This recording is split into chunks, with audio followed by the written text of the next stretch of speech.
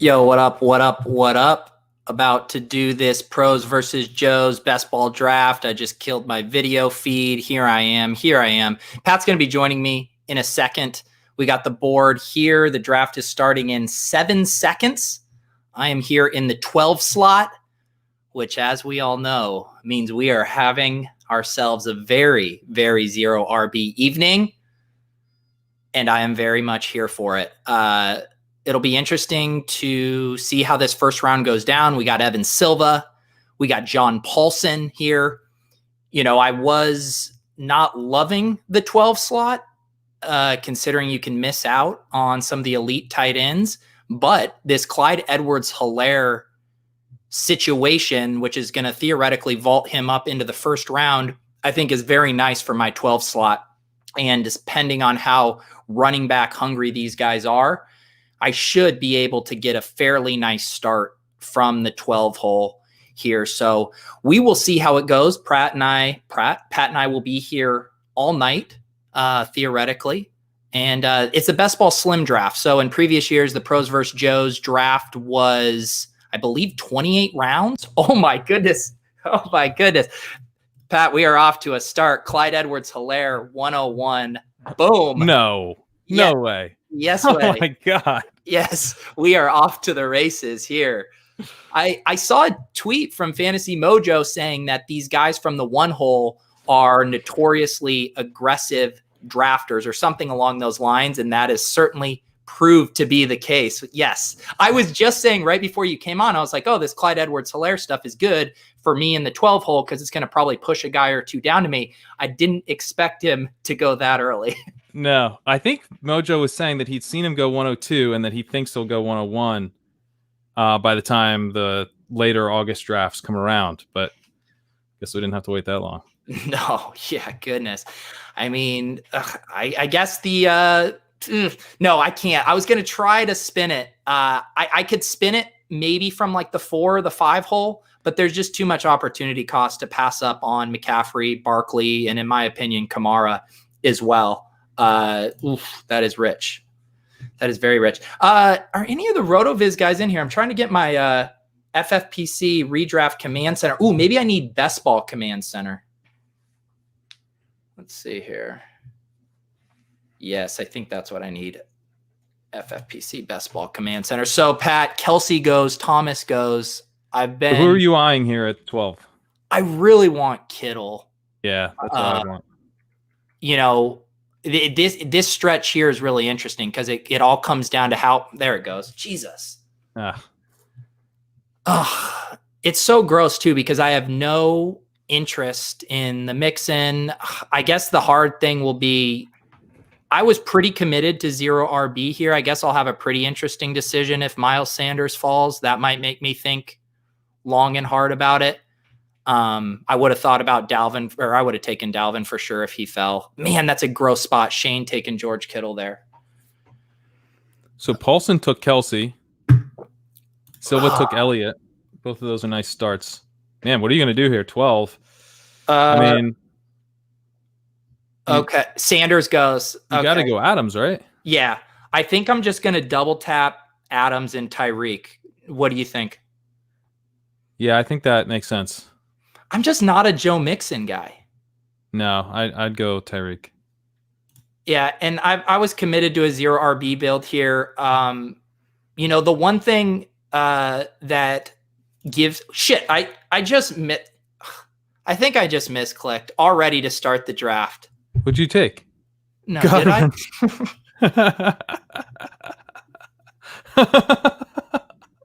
Oh no. I mean, that's fine. It's a bit of a reach. Oh my God. We're off. He wasn't coming back to you. Oh, but goodness. What was I going to say? As I was starting to talk about tight ends and then I misclick. No, Mojo, I don't even care. It's fine. I would rather root for Godwin than Tyreek Hill anyways. It's a serendipitous misclick. I'm fine.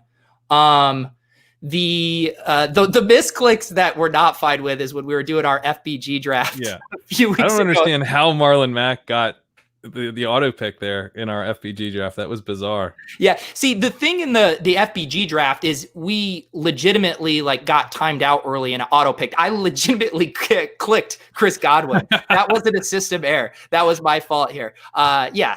So in the same way, Clyde Edwards-Helaire wasn't going to make it back. Neither was Chris Godwin. Let's see here. So then we got Kenyon Drake going, Joe Mixon, Josh Jacobs.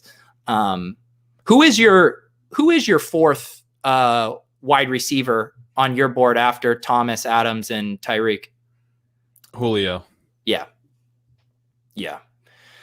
There was, I think I was watching a thread yesterday where Dwayne McFarland was talking, or they were going back and forth on what they thought Tom Brady was going to be able to support in this offense, specifically as it relates to Mike Evans and him pushing the ball downfield into outside wide receivers if they're running a lot of 2 tight end sets. I mean, I'm going to go ahead and spin this. I still very much love Godwin, and I think he could just have a really, really efficient big season with Brady this year. Yeah, I think Godwin sets up the best in that offense. I think I've talked about how I like Evans a lot still too, and I think maybe we have that wrong. Evans might be the guy and not Godwin. Like I think the chances of that are higher than ADP. Certainly this ADP would suggest. Yeah. I was frazzled because I was trying to get my RotoViz command center up. I was in the redraft one. I am now in the best ball command center. Austin Eckler goes to Paulson. Nice start for Paulson there. I like the Kelsey Eckler start. Yeah, me too. A lot. Me too. So the people just want us to lean into it. Do I just misclick my way through the entire draft to just take Rojo? I was a little surprised to see you using the randomizer for this one. I gotta say. It could have been a lot worse. There would have been ones where I would have said to Fantasy Mojo, okay, I do actually need the commish to roll that one back. But Godwin, I mean, we're talking about my, wide receiver 3 versus my wide receiver 5. Like, I'll live with it. And speaking of news here, Pat, I mean, we have a while until we're back on the clock. The FFPC main event early draft slots came out earlier today. Oh my gosh.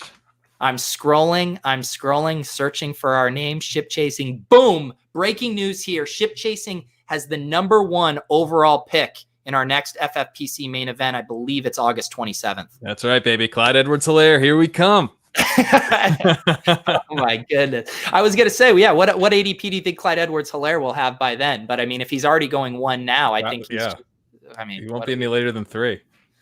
Goodness. I mean, I guess to me, my thought, okay, if this is like the only draft you're doing, say this was the 1 draft and you just want Clyde Edwards-Helaire and you have him from the 1 hole, go ahead, go get your guy. You want your share. But if you're a volume drafter and you're doing a bunch of FBGs, you're doing a bunch of main events, like you got to play the portfolio game. I just don't know how you could think Clyde Edwards-Helaire has a higher ceiling than McCaffrey and Barkley. I just don't, and floor. I don't. And there's teams that have McCaffrey and Clyde Edwards-Helaire. So if he's an absolute smash in the main event, you're kind of screwed if you're taking the huge opportunity cost to take him over McCaffrey. You know what I mean? Like if he ends up being worth a 101 pick, then the guy who paired him with McCaffrey in our Football Guys league that we did 2 weeks ago is going to absolutely crush you anyway, because he also has McCaffrey. Yeah, I mean, we were looking at the team in our Football Guys draft we did with Hassan and Blair, and the dude started. I mean, we all agreed if you were going to start with 3 running backs, you start with Christian McCaffrey, Austin Eckler, and Clyde Edwards-Helaire, and that was his start. And I mean, that start in the context of this news, I mean, it feels like we're playing for second place in that league. Yeah, it's huge. It's huge. Yeah, he almost got like a 104, 105.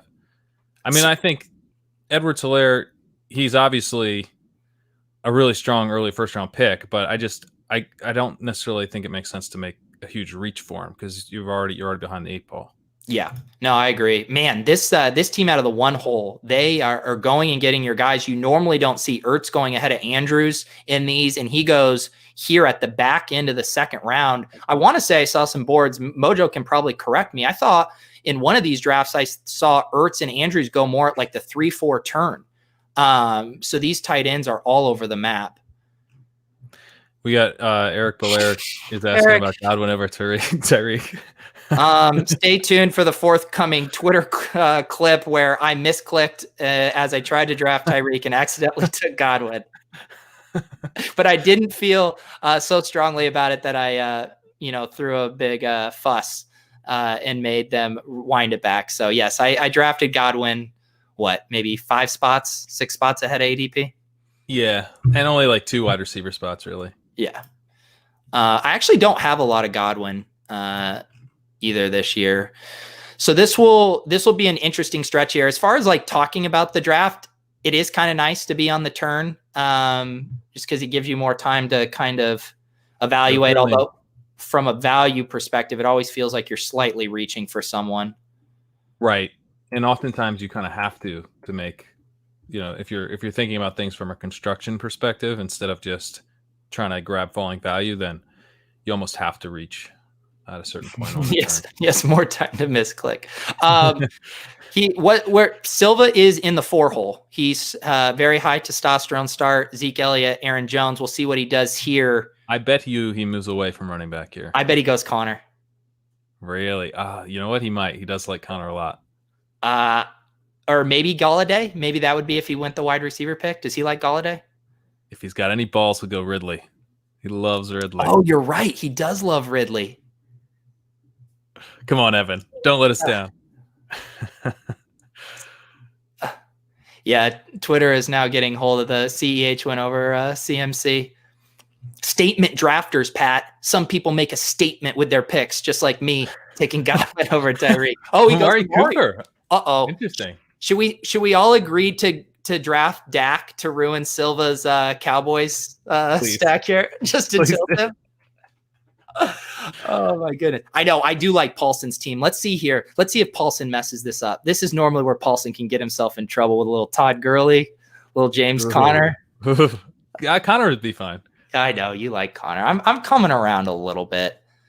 I mean, I think he's got way more pass catching floor than people are giving him credit for.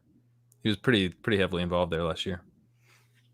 Let's see, Paulson. What do you got up your sleeve, brother? I told James Conner. Okay, Conner. There you go. Not bad. No, not bad. These guys, they got to get their running backs. Looking at the board, over under chat. When I take my first running back, give me the round over under. I think. Do you want me to set the over under for the chat? Yeah. You set the over under, and then they can hammer aside. All right, I will set the over under at 7.5. That's a good line. That's a really good line because to me, one of the things I've been thinking about with this format, I think I was trying to talk through when I misclicked, was the old Pros vs. Joes used to be 28 rounds and it included kickers and defenses. And it was pretty much optimal to draft 3 of each of those. So 6 of the rounds were drafting kickers and defense. They got rid of it this year and even slimmed it down further with the FFPC slim setting. So it's just 18 rounds, no kickers, no defenses. I've been thinking about my allocations here, and I really think I just want to go 2 quarterbacks. And to do that, I really want to get one of those upside quarterbacks in rounds, 6 through 8, basically. Right. And so if I get one of those, I could see me kicking quarterback or a running back down the can even further. If I miss out on that window, I could see myself getting it early. So I think that 7.5 line is really good, and it probably depends on if I sneak a quarterback in there. Yeah, because I kind of know that you probably aren't really thinking running back that strongly until round 7, but in this format, it might make sense to go with a quarterback like you're saying. Okay, so I am slim as to help the pros, says Fantasy Mojo. Okay, so I was really hoping Mark Andrews would make it all the way back to me. Let me see. Of course, DJ Moore goes. So, Pat, I'm definitely grabbing A.J. Brown with one of these picks. Yep. Who do you like with the other? Ridley would be nice. Oh, is Ridley there?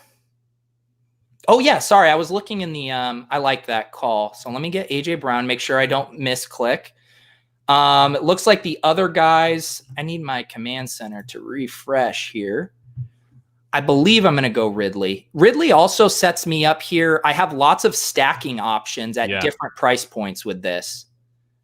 I'm just making sure I'm not missing anything in the command center, although I've been right now, guys, if I time out, I'm accidentally drafting Leonard Fournette. So we can't let that happen. You can put him in the queue. I know. That's what I just did. I put him in the queue. I'm checking here. A-Rob would be the other kind of big name wide receiver. You like Ridley over A-Rob, right? Yeah, I do. Close. It's close, yeah. I think they're both good picks here. Yeah, I don't have a lot of Ridley either, so I'm gonna lock him up here. Look at this. Look at all the cowards, the green cowards. You see the green? If you see green on a draft board next to someone's name, it just screams coward. If you see yellow, it's a lion. Yeah, yellow, a color famously associated with the brave. Oh my goodness. Yeah, it is in, thinking about my roster allocations here, I'm probably was going to be somewhere between 7 and 8 wide receivers. With this start, definitely going to be in the 4 wide receiver range or 7 wide receiver range. So probably only have 3 more wide receivers, which is sad to think I've already drafted more than half of all of my wide receiver allocation. Yeah. That is the downside of going wide receiver heavy early. All your fun picks are behind you. I know. And then you just really have to. How has someone not made the all wide receiver format fantasy league yet? It's just called a road of his staff draft. Yeah. As I spill water on myself, I'm a mess tonight. Melvin Gordon goes. Adam Thielen goes. What's your guess here for Paulson? Does he grab Fournette if he's there? Oh God, I hope not. That seems like a Paulson pick. Oh no, Fournette goes. Saved him from himself. Fournette's like my least favorite pick in all of fantasy right now. I could see Paulson going Odell. I'm just looking here at the names. Yeah, Odell. That would make a lot of sense. I will say, when you look at let's set the Godwin misclick aside. These are pretty fair ADP values for these guys. Like on this turn, I'm sure there's going to be some spots in this draft where I feel like I'm reaching, but I don't necessarily feel. Don't you think AJ Brown and Calvin Ridley are very fair prices there at the 3-4 turn? Yes, I do. How will I explain this start to the counselor, who, by the way, is now tweeting? I've seen him. Yeah, I can't believe I didn't get the follow from him after all I've done for him. Did I tell you? He's not following you on Twitter? No. I mean, that's just so much disrespect. You literally, your Twitter account is like basically a counselor offshoot. Yeah. Well, sometimes I'm like, why would I ever make my own original content when I can just repost his and just get the same engagement? Why be a sheep when you could be a lion? So Nick, I've gotten this a lot. People asking, I assume I would need to go back through your history. Can you give me some clues as to what you said? I could put in a good word for you, but if you said something truly awful to him, I might have to take the counselor's side on this. Okay. Little wide receiver run here. Paulson does go Woods. Silva goes McLaurin. I like that with Silva. Upside pick. Silva, yeah, he's big on F1. I believe I've heard him talking him up this year. He's gotten higher and higher, yeah, as the offseason's gone on. And so an interesting situation, Pat, now thinking about these ADPs, if I am wanting to get a quarterback, I will have an upside, top quarterback available to me at the 5-6 turn, I would think. But who would theoretically be there at the 7-8 turn is a whole different story. So I'm going to have to kind of think that through if I feel like reaching. The other downside with reaching is if it's, Watson, Dak, Kyler, Russell. I don't have any stack candidates with those guys, but as my DK Metcalf just went. So you definitely won't. Yeah. Fantasy Mojo says McLaurin ADP 5.7. Yeah. That is a little interesting, but the way wide receivers are going off the board, and with Metcalf going, who were we debating with Terry? Was it Chark? It was Chark. Yeah. So once these guys start going, I guess Silva doesn't want to risk it coming back, which I think is fair. Yeah. Adams with Jordan Love. I don't mind it. I don't I mind also it. think McLaurin's ADP. I think he's a big value at ADP. I mean, after Harmon went down, he was already someone that we did end up taking over Chark after debating the two, and I'm very happy we did. I think he's just profiling for a massive target share right now, and of course he's a deep threat, so he's getting all those air yards on top. Based on ADP, it would appear that Le'Veon Bell is the falling knife of this draft right now. ADP of 38, hasn't gone through a full 48 picks. Paulson won't be able to resist Le'Veon if he falls there. Mr. Volume drafter himself. I like you grimacing just thinking about it. It's so gross. I could see. Well, I don't know if anyone. I don't know what should we be talking about Silva and Paulson like 6 picks before they're up, or? Yeah, no, I don't care. Okay, I could see Carson going to Silva here. Yeah. Carson falling to me, it would have been a pipe dream. I would have had to taken him at that turn. I can't. I mean, I will. There will become a moment here very soon where I will feel the need to take a running back, but not over AJ Brown and Calvin Ridley. There goes Le'Veon to the 2-hole. The 1-hole with an interesting construction. He's doubling up on 2 early tight ends there. I definitely have to. My thought on tight end in this format is, when you're doing the draft, the underdog best ball, you can only max out at 2 tight ends, one as your starter and one in the flex. But with the FFPC, not only can you start 3 of them with the double flex, you're also getting the 1.5 premium. So I'm really leaning toward, I already was going to take 3, even if I drafted Andrews or Kittle early. And at this point, I think I'm for sure taking 3, having not gotten an early one, just the way the scoring settings allow for optionality there in the flex. Yeah, that makes a lot of sense. Dak goes. So there's when are you? Silva got him. Go ahead. Oh, nice. That's a nice pick by Silva there, locking in that stack. Yeah. What were you going to say, Pat? I was wondering at what point are you thinking you're going to start targeting tight end now? So, I mean, I'll definitely see if someone falls. I think where I'm at is if there's a big value fall guy, I haven't been targeting this mid-tier. We've seen Waller and Ingram go. I'm not huge on the Higbee, who would be next, Hunter Henry. I'm not a Hayden Hurst or Austin Hooper guy. So honestly, I don't see myself going tight end here at the 6-7 turn. I think it's going to be once we get into that next tier, I'm probably going to end up having to take 2 of that Gesicki, Font, Hawkinson, Goddard. That kind of tier is probably where it's going to push me. Then you may want to consider a running back a little earlier than you were thinking, right? If you got to get it. That's what I'm thinking now, is I'm thinking this is kind of setting up for running back, quarterback at this turn. Yeah, that makes sense. I mean, I obviously bet the under, so I'm just cleaning up on my running back bet. Yeah, Sal wants to know, Pat, who your tight end 5 is. Here I'd take Higbee. Or I think he just means after the big 4 in general, who's your tight end 5? Yeah, it would be Waller. Engram's health concerns me. Jeff Rudolph's article on that was basically saying he could have, even if he is playing this year, he could be like 20% less effective or whatever. And that really it might be until next year that he kind of hits full health again. So I've been a little bit off of Ingram. Pat, there's also there's a chance that I just go 2 more wide receivers here. All right, but on the next turn, then you're probably going quarterback, tight end. You're right. I can't go double wide receiver here, but okay, good. I need some of these guys to go. Sutton just goes, or no, sorry, Singletary. Sutton already went. I had put him in my queue. There's 2 wide receivers I really like here.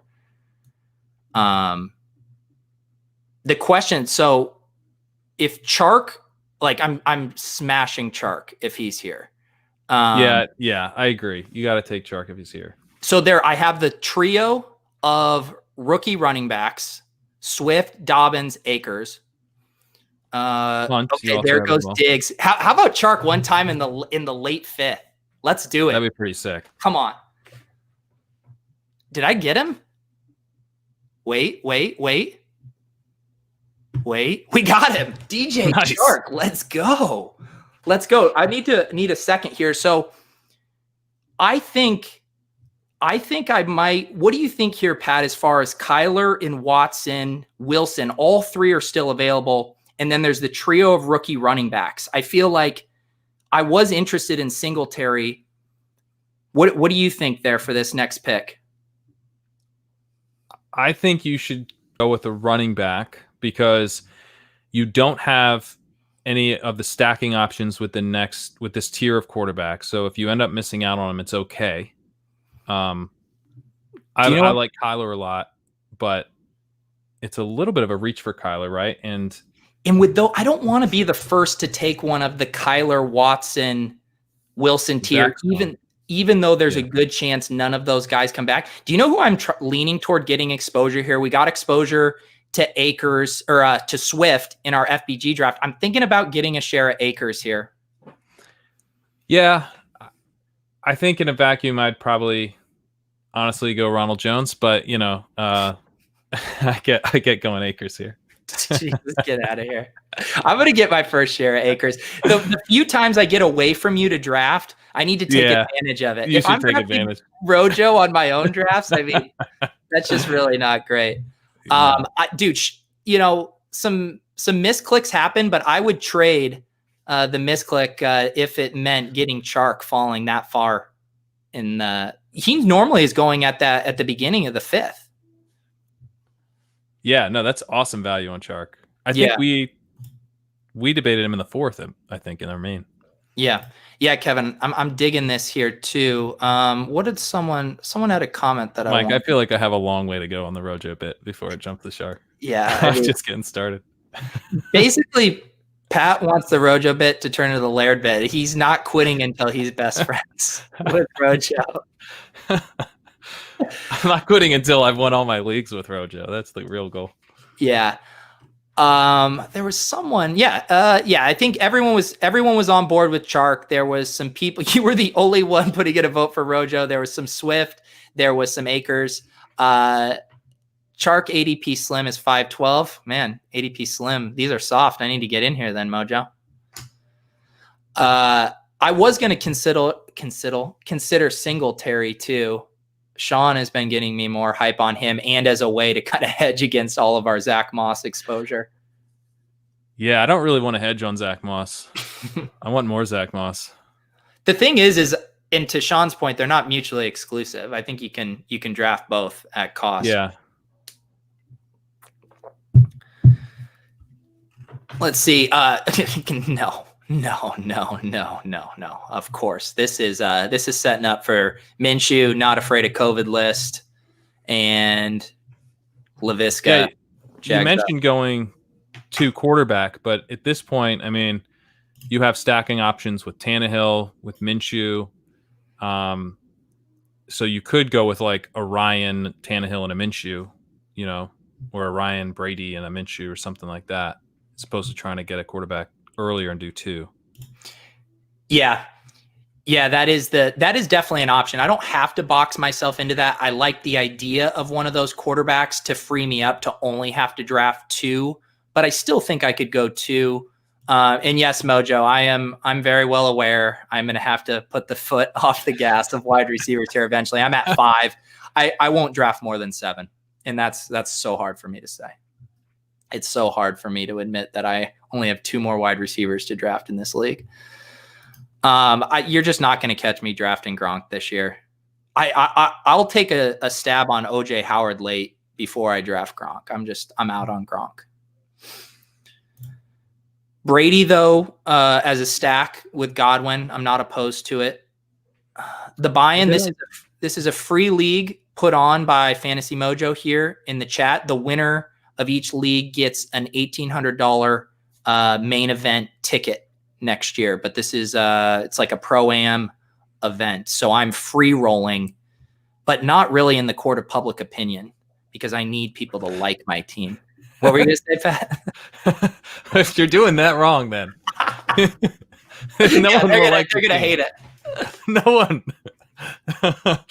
I was gonna say, I think you showed me one of your Best Ball Mania teams on Underdog, and you had taken OJ Howard, right, as your only other tight end. Yeah. Besides Kelsey.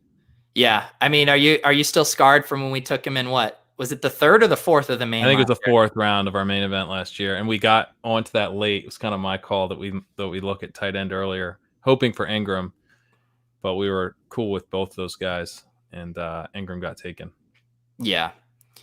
Yeah, that was tough. So Kyler goes. So we are on quarterback watch here.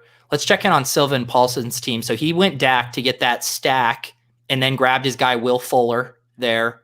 I guarantee you Evan is very happy with this draft. It's just like it's all just dudes that Evan loves. Yeah, this is actually a good call. I definitely see that happening. What's Watson in the 7th?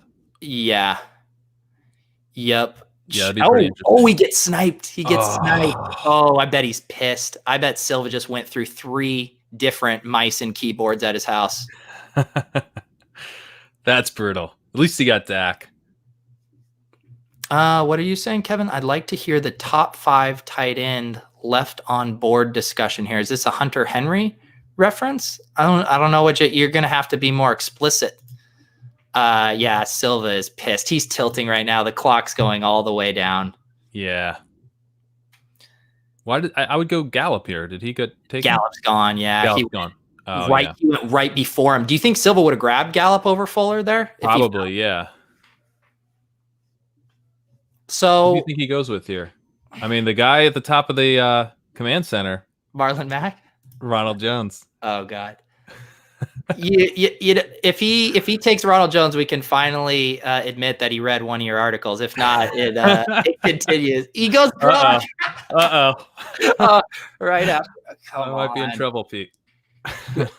Oh my goodness. Oh, who are your top 5 tight end?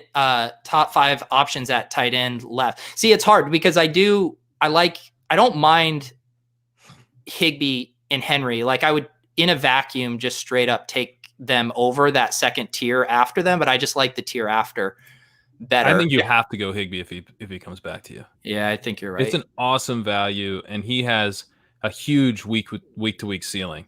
Yeah. So in a best ball like this, and a tight end premium best ball, I think you got to smash that at 7-12. I might even consider Henry too, honestly.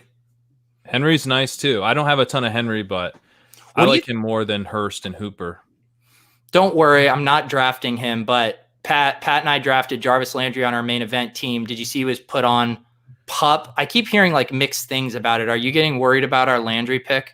No, I'm not. I was completely off Landry like the entire offseason because of this hip injury.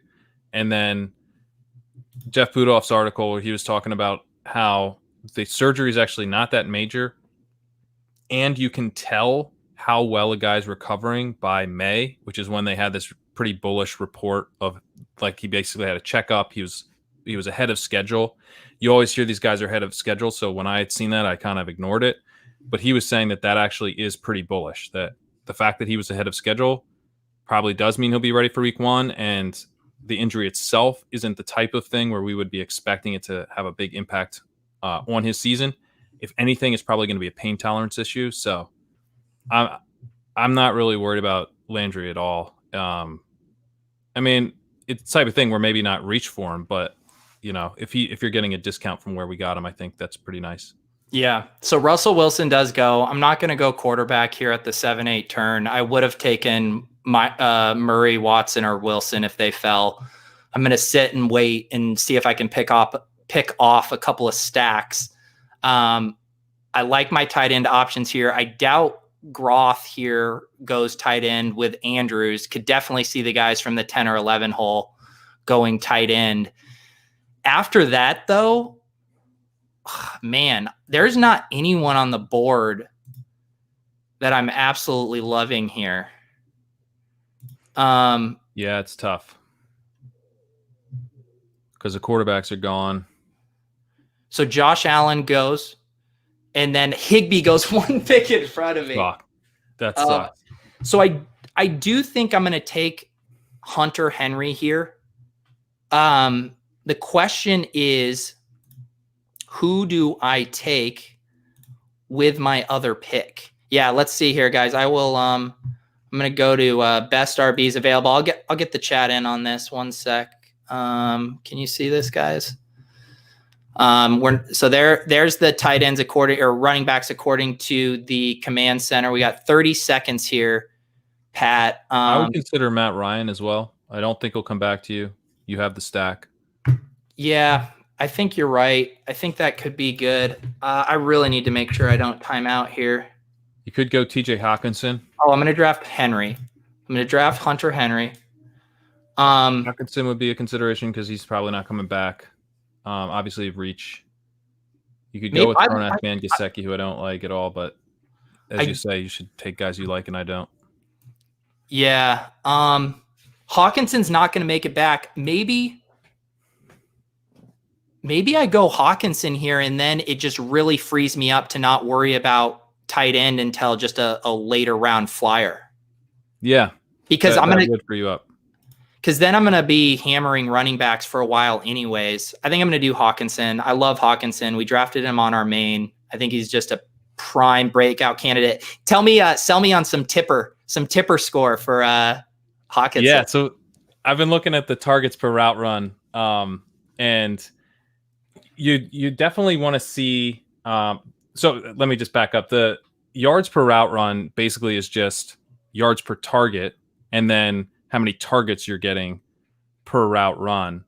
And the targets per route run is really what tends to be sticky. And so Hawkinson, what I like about Hawkinson is that tight end, you want to see actually both. The guys who break out, they tend to be efficient in the season prior, and then they also tend to have a decent target per route run.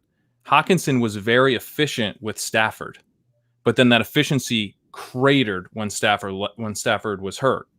But his targets per route run stayed very consistent throughout the entire season. And so what I think we have with Hawkinson is that he had this sneaky big role in the offense throughout the entire year, but he only produced with Stafford. And so all you're really betting on, I think, is for his efficiency to return to what it was. And in fact, his efficiency could maybe even increase because he's entering his second year now, not a rookie tight end, where we typically don't see massive breakouts right away from rookies. Evan Ingram is really the only rookie tight end to have a huge season in FFPC scoring. So I think that you could see that second year leap from him. And we saw some really bullish stuff out of him last year in sort of an undercover way. Yeah. Yeah. That thread you guys had going on that was definitely interesting, and it does point to Hawkinson as being kind of the cream of the crop of that Gesicki, Fant, Goddard tier. I mean, it checks a lot of boxes.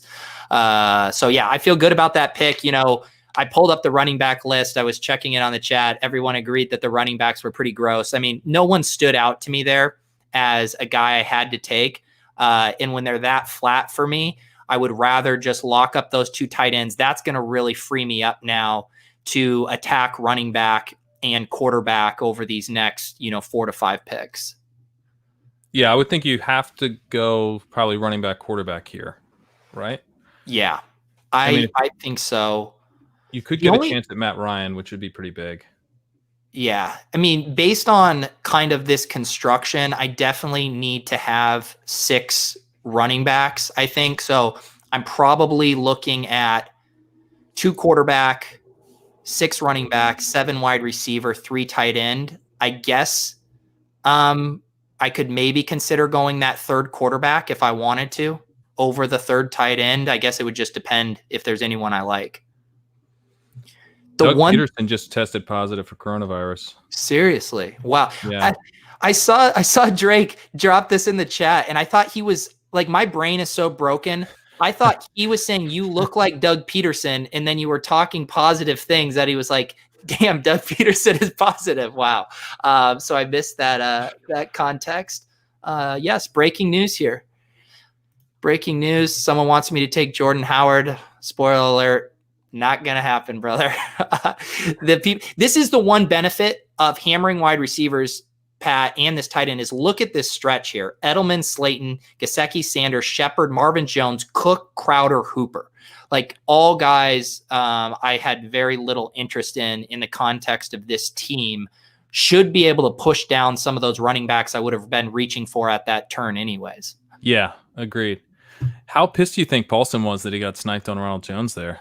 He had to take AJ Green? Ugh, that must have been hard for him. Maybe he took Marvin Jones and he just saw the Jones and thought he was getting Ronald Jones. He'll be pissed when he finds out. Okay. All right. I like this. Man, big slide by Damian Williams. He's been falling. I've just been snapping him up everywhere.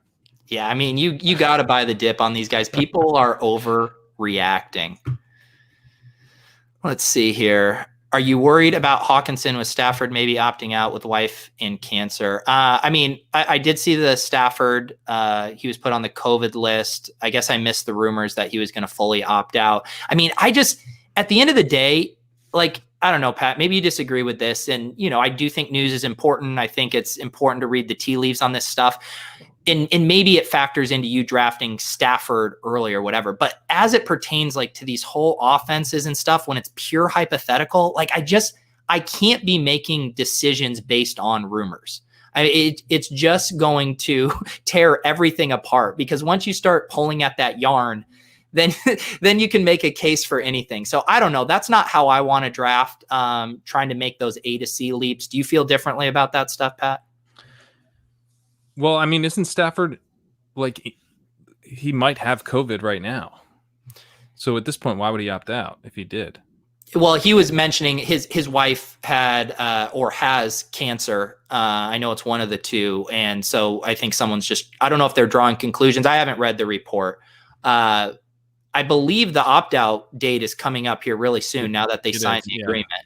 I mean, maybe if he doesn't have COVID but had been exposed and this is kind of a scare, then you could see him just deciding to opt out. But I'm pretty much in agreement. Like, there's the one guy, Mark Andrews, that we had taken him, and then the whole thing with him being a diabetic and maybe wanting to opt out for that reason led us to drafting Nick Boyle in our 18th round pick, our last skill position in the main, just to protect that investment through the first waiver run, basically. So something like that, obviously, I'm open to, but that's a little bit more concrete, where Andrews himself has diabetes. Yeah, this was an interesting thing. I mean, this team out of the one hole has been doing lots of interesting things with the Kyler Murray investment and Christian Kirk falling to the early 9th, going James White over Christian Kirk there. Whew. That's such a cheap, nice stack. Kyler in the 7th, Kirk in the 9th, and in best ball. Love that stack in best ball. Yeah. Okay. So we got an interesting stretch here. We got two teams ahead of me with quarterbacks. What does Paulson do here? What does Paulson do? I kind of like Paulson's construction. I do too. It's like in best ball especially, he has these guys, Parker, Jones, Lockett, like they're all big week guys. Even Woods, because Woods' touchdowns are kind of hit or miss. AJ Green and Marvin, he does do Coleman. AJ Green and Marvin Jones are such Paulson picks. Just scooping the value, the vets. Yeah, I see those guys and they might as well just have like if the FFPC put like a little cane or a walker next to their names. That's just all I see when I see names like that. God, Pat, should I get auto timed out Marlon Mack again? I mean, you could just like go with Wentz Rager if you get sniped on Ryan here. Go back to our old standby in the main. It's true. Once I'm free from the tyranny of your Rager love, it's too rich for my blood. Yeah, I get it. Matt Ryan here would be pretty nice. Matt Ryan, I think, has got to be the pick. What are you thinking running back wise? I know you don't really like Tariq Cohen, but I think he'd be pretty nice. You know what? I've come around on Cohen. Also, I mean, this is a nice value on him too. Yeah. This is okay. Now we have a little running back run going here. Gibson, Tevin Coleman, Marlon Mack, Philip Lindsay. I need to start setting up my queue so this isn't as stressful. I mean, you also have Stafford now as a stack potential. So if you wanted to go, okay, there goes Cohen. But the problem is you have one running back through 8. That is a problem. There were quite a few running backs that just came off here. Now, I mean, Zach Moss is... I was just going to say, Moss isn't coming back to me. No, he's not. So, but I also have Keyshawn Vaughn. So I'm going to go Matt Ryan here. I would go Matt Ryan and Moss. In Moss, that's what I'm thinking. Moss, it's definitely a reach on ADP, but he's not coming back, and he's by far my favorite running back of these guys here. Why can't I find Moss in the applet? There he is. Let's see what the chat thinks here. Wait on QB. See, the problem is I don't want to play chicken with QB too much. All of the best ball data win rates show how important it is to get that first quarterback in the QB window in that 7 to 9 range. And I love that Matt Ryan both has that upside and also has the stack with Calvin Ridley. So I am going to grab Matt Ryan to the squad. And yeah, I'm going to get Zach Moss here. I think he's a really nice second running back with Cam Akers. Ideally, I would get him at a slight value in the middle of the round, but I just don't have that luxury on the turn. In this running back run is so gross. A lot of good targets went that I can't really play chicken with it. Yeah, we got Ryan, guys.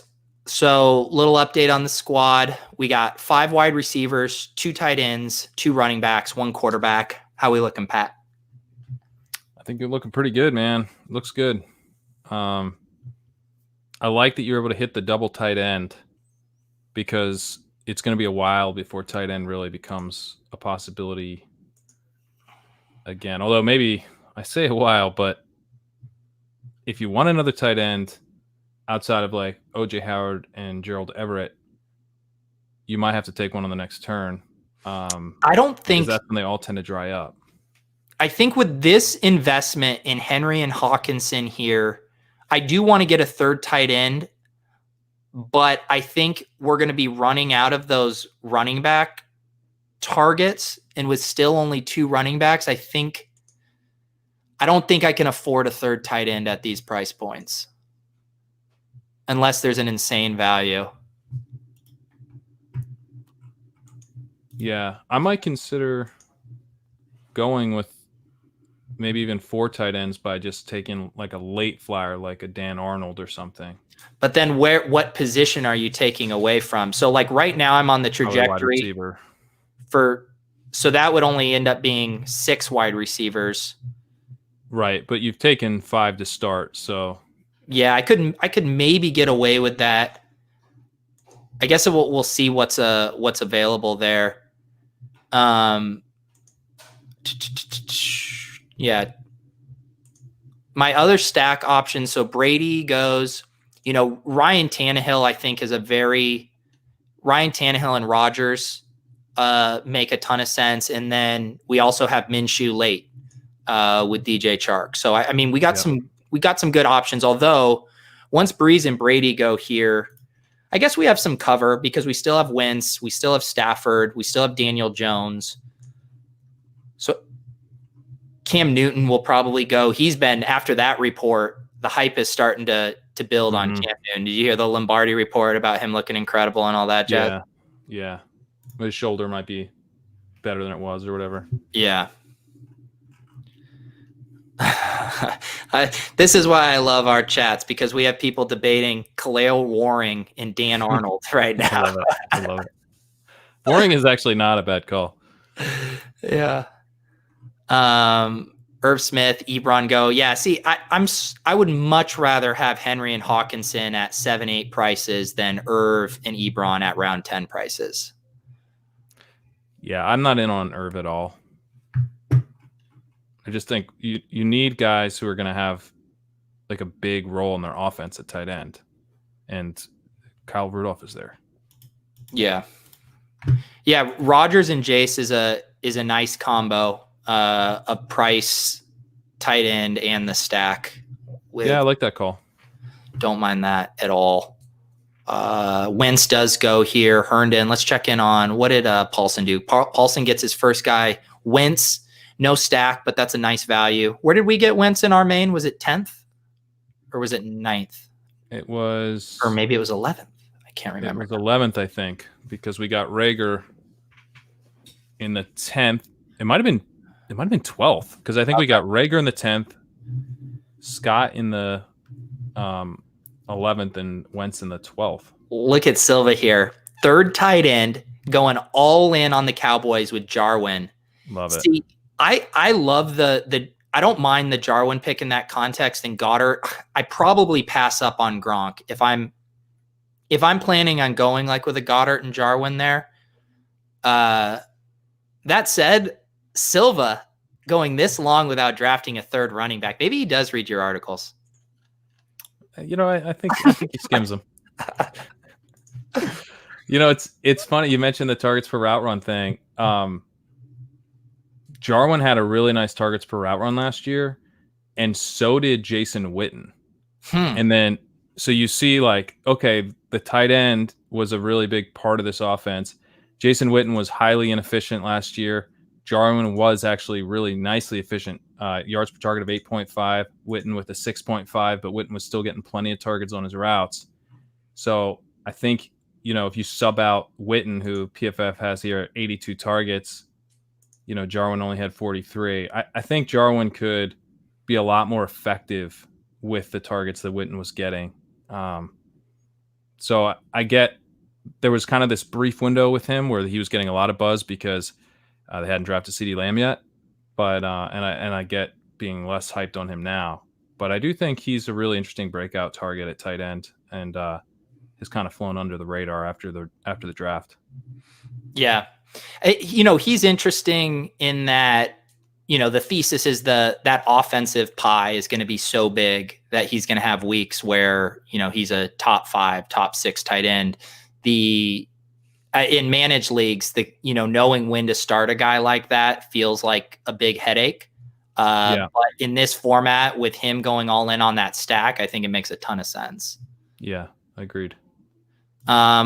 I think I actually missed this news. What is the news? Do you think Damian Harris should be going earlier now with the Sony Michel? I probably missed it. What was the Sony Michel news? He's got a foot issue. I don't know if he's starting on the pup. I think that might have been it. Okay. I was never drafting Sony Michel either, but it definitely makes honestly. Yeah, he's on the pup.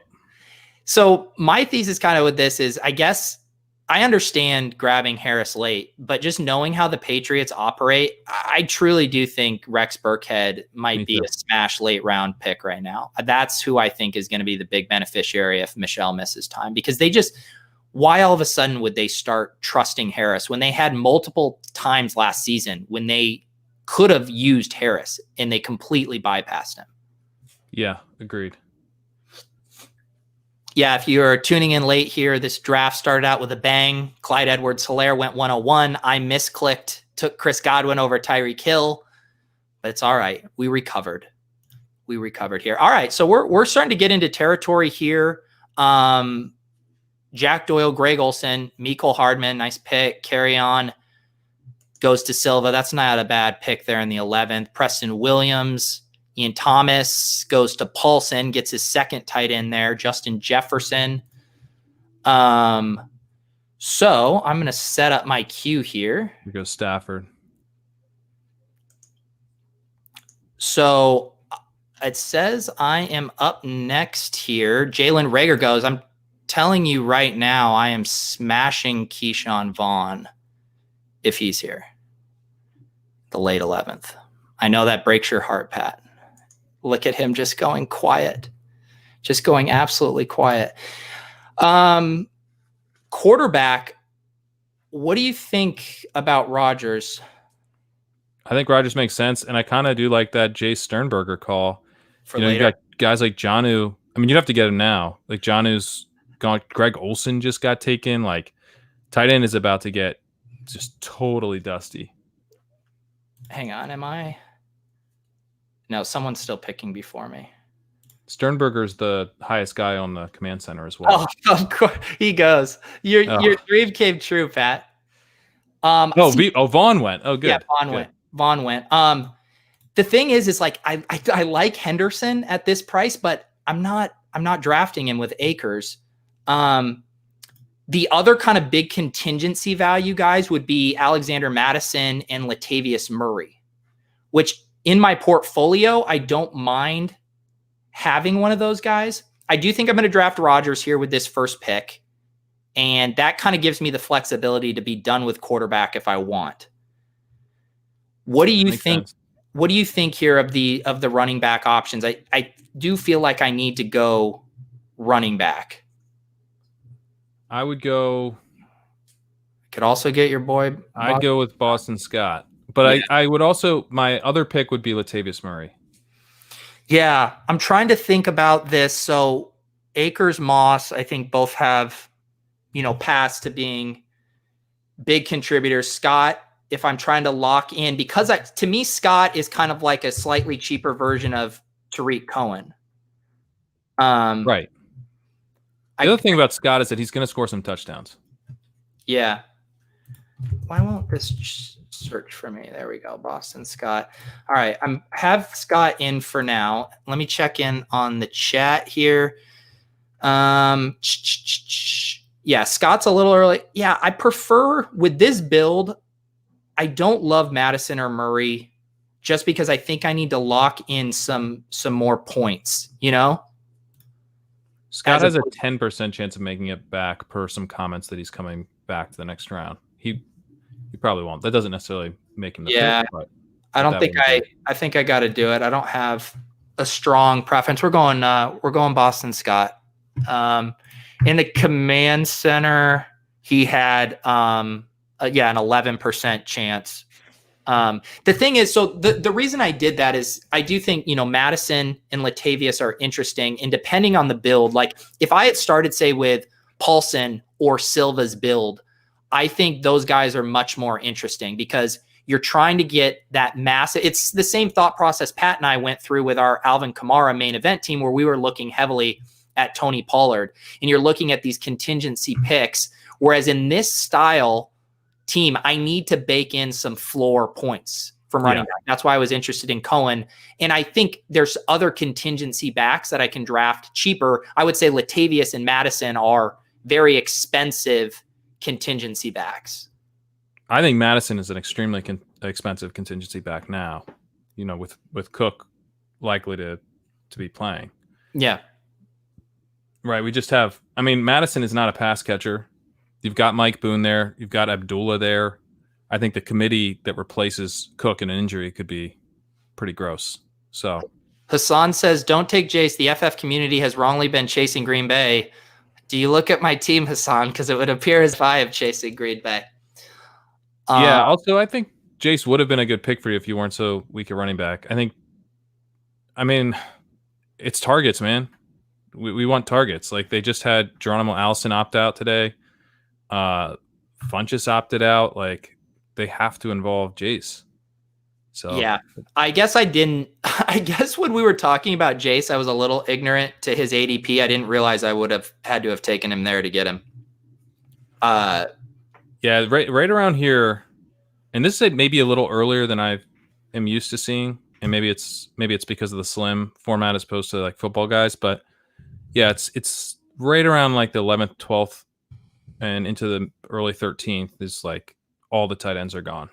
Yeah, just like none left. And you get into like Gerald Everett and like Dawson Knox and those types of dudes. I'm definitely into Lazard later with this build. Pat and I were considering him a little bit in our main event, but Lazard in the context of this team and me probably now. I still want to get definitely one more receiver, still maybe two, and he would definitely be atop that list. I'm still in the hammer running back range. I want to get to 6 running backs in this format. We have we're through 12, so I have six more picks. So half of those are going to be running backs. And are you thinking that you're done at quarterback? So as I had plotted it out, I was pretty set on just doing 2, but that was under the assumption I was going to kind of get a Kyler Wilson Watson guy.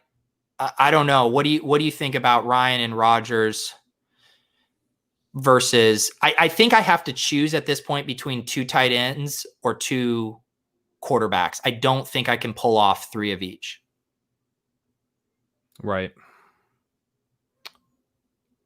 Yeah, that's tough. I think I would lean 3 quarterbacks because you could probably get Ryan Tannehill and he fits a stack. And those 2, like the huge AJ Brown weeks are going to be huge Ryan Tannehill weeks because it means they had to throw. You know what I mean? We know that offense, a lot of times you're going to have a bunch of crap weeks from Tannehill because they're going to run the ball down people's throats. It's tricky because I would say, based on the format, I think we talked about this earlier, the fact that you can start up to 3 tight ends, it's not like you're losing, those points on your bench if you keep drafting tight ends. That said, we had such a huge tight end run there that there's really hardly any attractive guys. And whereas the quarterbacks that are going to be there, not only do they have stack potential, but they're pretty good values and going to be some of the better values on the board. So it's like, do you reach for the 3rd tight end, even if that's kind of the more position of need, or do you just grab the 3rd quarterback because it's a better value? Yeah, I think it's tough. I mean, I think Tyler Eifert would be someone to consider. I think he's at his ADP pretty interesting. You could, squint and see him having a pretty big role because sort of for part of the reason that we like LaVisca so much is that there's really no one we like behind Chark other than Visca.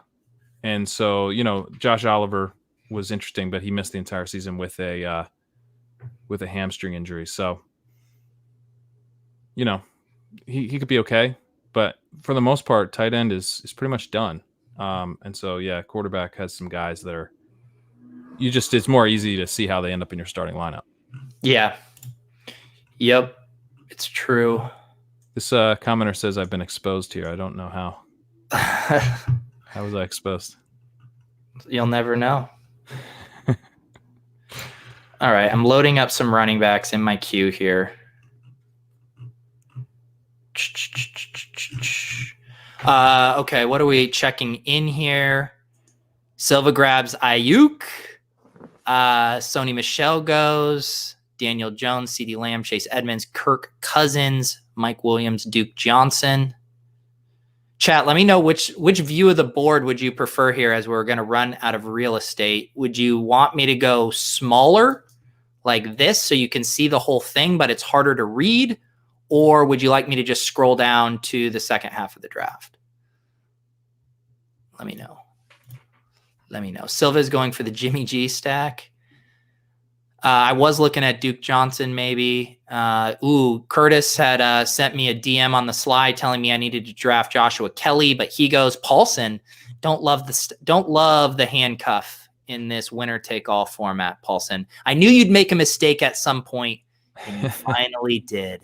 He just had to handcuff the backfield. Now, in Paulson's defense, Kelly is a touchdown pick.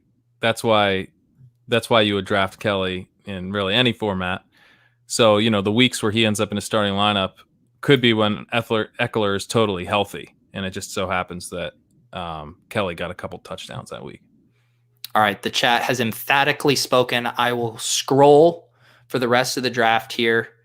I need to head. Go ahead. You got to go with Darrington Evans if he comes back, right?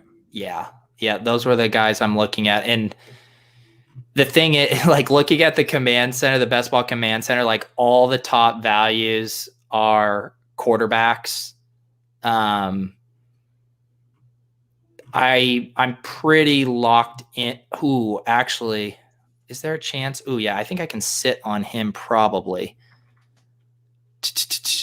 I believe someone said Pollard. Pollard's long gone, right? Pollard went. Yeah. Pollard went in the 10th. Yeah. I wish, Eric. Let's see here. John Brown goes, I believe. I'll let you answer this question. Do you prefer Evans over McFarland? I do. Yeah. Give him some reason. He needs a little meat on that bone, brother. Well, I like Benny Snell. And I am not a huge fan of what I can't even remember who the other running back on Tennessee is, which is pretty bullish for Evans' ability to take over if there were a Henry injury. I think he's just got way more contingent value than McFarland does. I think Snell, Tomlin's been pretty explicit about this, that Snell is Connor's direct backup. And McFarland will work in as like a change of pace back, but he's not going to take over if Connor goes down. Snell will be heavily involved. Samuels might not make the team, so maybe it won't be quite as crowded as I was thinking earlier in the offseason, but yeah, that's where I'm at. So I'm thinking of double tapping Evans and Dillon here. Mm-hmm. And then continuing with kind of the Green Bay exposure. The other suggestion, I actually am not going to share it because I want to sit on it. I think I might be able to wait on that one. I think Dillon just makes a ton of sense with this build. Yep. With Rodgers. I'm going to lock him, and then I think it's Evans, don't you, for the other guy? Me too, yeah. Yeah. Some people are saying DeAndre Washington, and he's definitely interesting. Yeah. But there's not a ton of clarity there. The chat really... Right. Yeah. I'm going to sit on it. I prefer Evans right now. Or do I? Man, I even said that this was a good price for Washington.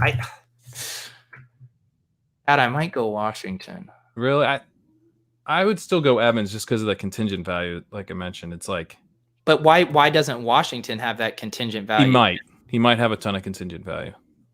We don't know though if like how involved Darrell Williams would be, how involved Darwin Thompson would be. Evans was really good, Washington was really good as a pass catcher last year though, so I wouldn't fault you for going with Washington at all. I have so much Evans. I'm going to get a share of DeAndre Washington here. We're going to shoot for the moon. Clyde Edwards-Helaire goes 1 overall.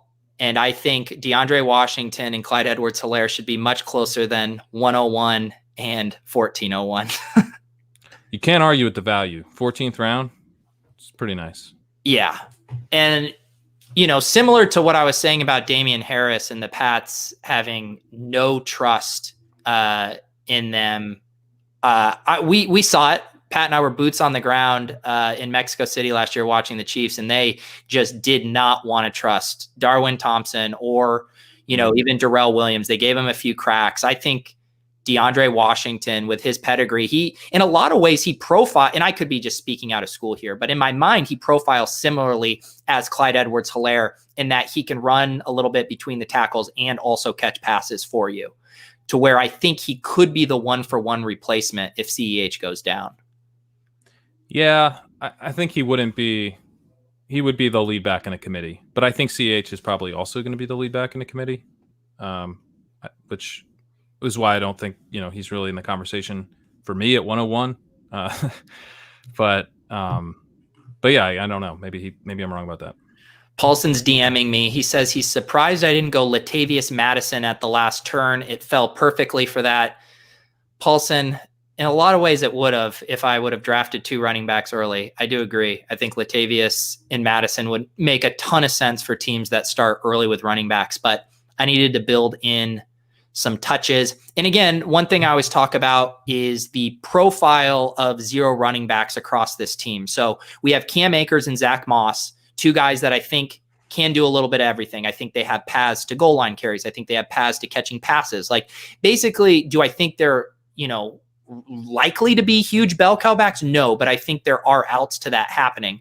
Then we go to Boston Scott, who is going to give me that kind of pass catching floor that I need here. And that was also what I would have been going for with Darrington Evans as well, some standalone value with the pass catching. AJ Dillon, pure contingency play here, also just has an interesting profile. And then DeAndre Washington, I kind of like the blend of both and also getting some access to this Chiefs offense in a chaotic year, which again, Guys, think about the amount of craziness we've already had with COVID lists. And this is before injuries and stuff start happening. I mean, the Chiefs' backup running back, if most of us seem to agree, DeAndre Washington is the second guy in line, even if he's not going to step into a bell cow role. I mean, that guy is going to have a big time contingency value in this season. Yeah, for sure. And the COVID deadline isn't even passed yet. So there's a lot of reasons to be taking these running backs in these ranges. So let me check in on my overall. So we still have the 5 wide receivers. We have the 2 quarterbacks, the 2 tight ends, and now we are up to 5 running backs, which means I'm probably only drafting 1 more running back. And so we have the 15, 16, 17, 18. So we have 4 more picks. And I definitely need another wide receiver. Lazard would be very nice. I think Lazard would be the next pick here, right? There's another wide receiver I like a lot that's on the board, but his odds of making it back to me aren't that great. I'm now feeling a little gun shy after a couple snipes. To speak my mind freely. Whoa, Rose City Peach. If I want KJ Hamler, I can have KJ Hamler in the last round. KJ Hamler's a nice best ball pick. Yeah. You're right. There's some other interesting wide receivers here. The other nice thing about pulling the foot off the gas at wide receiver is in this format and in this range, in the 16 through 18 range, the wide receivers are generally the best flyers as far as realistic paths to finding a starting week or a week in your starting lineup. So I like that I gave myself a chance to grab a couple of these guys later. Because I do think they'll probably be the best values. I agree. I think with this type of format, you do still want to be able to take late round shots on wide receiver. And that's why I was kind of steering you towards running back around round 6. Because you end up having to spend a lot of capital in those middle rounds on tight end and quarterback. Yeah. It makes a big difference when you have to spend a 9th and an 11th round pick on quarterback compared to the main event where we just took 1 12th rounder. Yep. I agree. This is actually a funny spot we're at in the draft because there's a decent amount of names I'm pretty interested in right now. Now, are you thinking another running back here to kind of close out that position? Yeah. The thing is there's a few tiers of running backs here that I think I have running backs at different price points for basically this turn or the final turn. There goes Lazard. Yeah, that stings, but it doesn't sting because I still have 2 guys here that I really like at the wide receiver position. And what did Silva do? Silva goes Curtis Samuel and Golden Tate. Silva double sniped. What were people thinking Silva was going for? Silva, he likes Samuel a lot. So he's probably pretty happy with that pick. And I've seen him draft Duke Johnson quite a bit as well. Yeah, I don't mind Duke Johnson there. I think that's a nice pick. He likes Edmonds, so maybe that was a snipe. Yeah, Paulson taking Lazard from me. What a jerk. What a jerk. LaShawn McCoy goes, okay, yeah, if we're talking about DeAndre Washington in the 14th or LaShawn McCoy in the 15th. Well, I mean, the guy we just talked about, Darrington Evans, is still on the board. I know. I've been trying not to talk about it. Well, I mean, if anyone's listening, they just saw you almost take him. No, I'm not even saying it from that, just as a, whatever weird jinx I'm I see. Trying to deal with here. I'm going to smash 2 picks if they're here. I'm going to smash them. Do you know what the other one is? Yeah, I think so. Wide receiver? Yeah, but I think there's 2. There's 2 I like, but there's one I'm going to take here, even if the chat doesn't love it. I think chat wants me to go one way, and I'm going to go the other. Yeah, I'm with you, and I think you should probably go the other. My other or the chat's other? I think you should go with your version. Yeah. not what Yeah. the chat will want you to do. I think Even that, though I'm very much with the chat usually. yeah. No, I'm not drafting Paris Campbell, and I believe he's gone too. Is he? I think he's still here. Someone just drafted David Williams. Oh Okay. my God. He was Who is sliding. that? Jeremy Brown. Are they going to roll that back, or is it just happening? Mojo, get your boy. What's going on here? Is this a Joe or pro? What's going on here? Mojo, you might have to get it down to 14 rounds for this guy's. Oh my goodness. So Pat, I am on the clock here. I assume this isn't getting rolled back. Darrington Evans and N'Keal Harry are the picks for me. Yeah, that'd be my picks. Guys, there's still hope we could get Visca late, but I love Visca. I'm so massively overexposed to him, but getting the number 1 wide receiver on the Patriots, that's right, Julian Edelman. I think he's a steal here at the end of the I fifth. think he's a steal. Yeah. Wow. I think you got to go with Harry and Evans. Those are the 2 I had in mind. I knew you were going to be in lockstep with me on that. The chat was going to want Visca, but N'Keal Harry here is the pick. And look at that, man. Maybe Washington would have fell too. I doubt it. If LaShawn McCoy is going, we definitely made the right call getting Washington first. And I love how this played out of waiting on wide receiver. How many rounds did I wait before then getting N'Keal Harry? Wow. That's wild, man. 16th round. Yeah. That's crazy. Even with all the extra quarterbacks who go, that's a really nice value.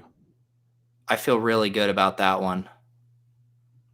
There's like no opportunity cost at that price. No. So you're kind of, I would say you're probably pretty close to done at running back, right? Yeah, that puts me to 6. I think I'm done. I'm done at running back, and that feels so good. Yeah, I think I might. So now it really comes.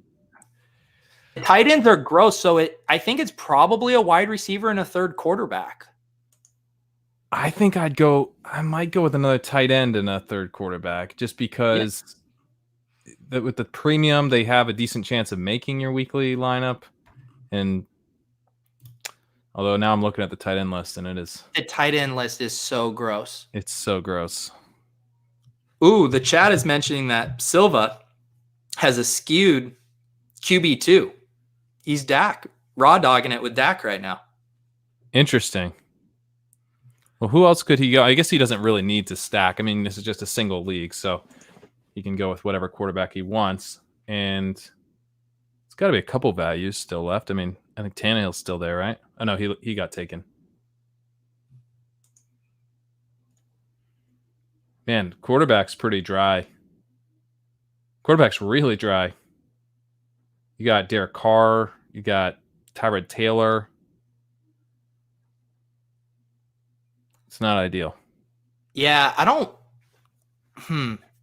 think I want to I don't think I need to take another quarterback. I wouldn't. Yeah. If there was one that like made it, if Minshew would have fallen or something and I was able to do something like that with Chark, I would have definitely considered it. But I don't feel the need in this format to have 3 quarterbacks. I would rather have a third tight end, as gross as it is. I was kind of looking, I was focusing my attention on hoping Evans and Harry would get back, and it didn't really hit me how dry quarterback had gotten.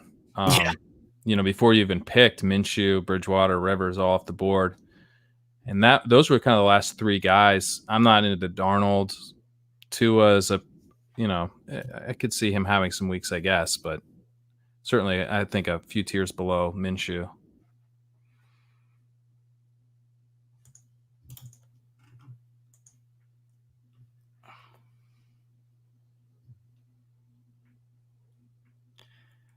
Let's see.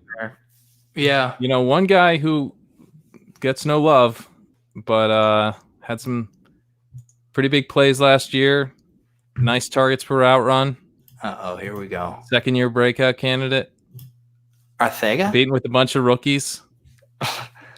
Hunter Renfrow, baby. Yeah, I don't mind Renfrow, although I don't know if I need. I mean, how much upside does Renfrow have? I don't know if I need floor with this wide receiver pick. Right. Well, I mean, there's obviously another wide receiver that we're thinking about ahead of anyone else we mentioned. Yeah, we can put that.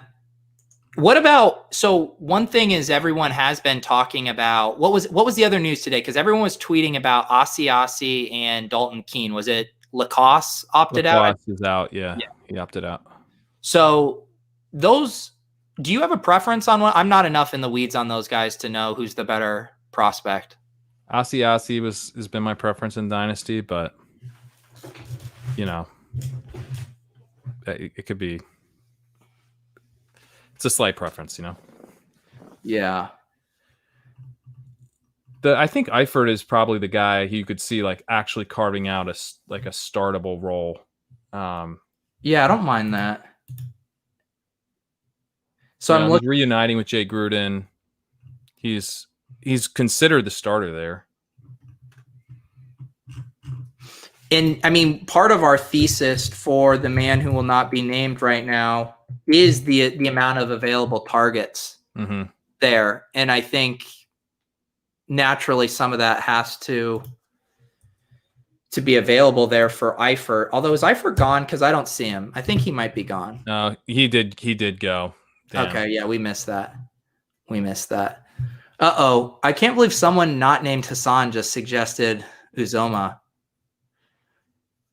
I don't have really any interest in Uzoma. They're so deep at wide receiver. I don't think he's going to have a huge target. He's not going to get a lot of targets this year. And he wasn't very good last year. Man, these tight ends are gross, Pat. Trey Burton has been getting a little bit of buzz. They've been talking about how he's going to have a role. I think Cole Kmet's a really good prospect, but obviously he might not get too much playing time. Although if he actually is good, then he shouldn't have too much trouble passing Jimmy Graham. So, man, I really hate these. Really, I mean, what are your thoughts on Njoku? He's not requesting a trade anymore. He says he's going to stay, and so you're kind of. I mean, I don't know. I guess he's like discount Irv Smith, but that might not do anything for you. Man, this is a pretty gross spot. Oh, that's not a bad suggestion, Pat, from Eric, going back to our Boyle contingency plan. I mean, Boyle actually had some decent weeks last year. Jace went about 5 rounds ago, man. I would have smashed it. Yeah, maybe Boyle is a good move here. I don't mind it. Just pull his... Looking at the RotoViz ADP, looks like they have Hollister. Let me see position rank. Hollister, Kmet, Ryan Griffin, Njoku, Vance McDonald, Troutman, Josh Oliver, Dalton Keene. Boyle had 4 games of 10 plus FFPC points last year. Half of those came without a touchdown. So with Hurst gone, you could see him maybe, sprinkling in some weeks that are usable. Yeah. Obviously massive contingent value. God damn it. 1 pick, chat. We missed it by 1 pick. Are you That's kidding brutal. me? That is so gross. Now I legitimately need to scramble here. Who am I taking? Oh my God. Oh my God. That's brutal. Pat, I need something quick. Well, who were you going to take as a second guy? Was it going to be Boyle? Yeah, hang on. Oh God, that's gross. That sucks. Wait, James Washington's still here, Pat. Dang, James Washington. Yeah, take James Washington. Yeah, that's too far for James Washington. Okay, and then I think it's a tight end. Go Eifert or Boyle. Or Eifert's gone. I'm sorry, I keep doing that. Should we just take the flyer on Boyle? I mean, Boyle's going to be on the field regardless. There's contingency value. Maybe he falls into the end zone a few weeks. Yeah, I think, there's a bunch of targets now missing with Hurst. Some of those could go to Boyle. Behind him, it's a rookie and a guy who missed a season with an injury. So I think Boyle's going to get playing time as a trusted blocking tight end. Disley's gone, guys. Herndon is long gone. Herndon, yeah. That'd be nice. The only other thing is it is the Aussie call. If rookie tight ends are not something I'm not interested in. I mean, if I was going to do a rookie tight end, I'd go Komet. Yeah, you're right. You know what? Screw it. I'm just going to shoot for the fences with Komet. That's a lot more fun. Yeah. Let's do it. Let's do it. That's the squad, guys. We did it. It was very painful to get sniped on Visca by one pick. That's there. So brutal, dude. Who was that? So brutal. Chandler? Fucking Chandler. Is he the guy who took? No. Oh no, the other guy took Damian Williams. Andy took Dan Arnold there. Do you think that was a? I gotta move off Dan Arnold now. This guy. Oh my goodness. Yeah, the miss on Visco is brutal. The thing about Komet is what he does have. Graham is there right now, right? Well, let me just say, Kelsey was not a rookie when he broke out, but only because he missed his entire rookie season due to microfracture surgery.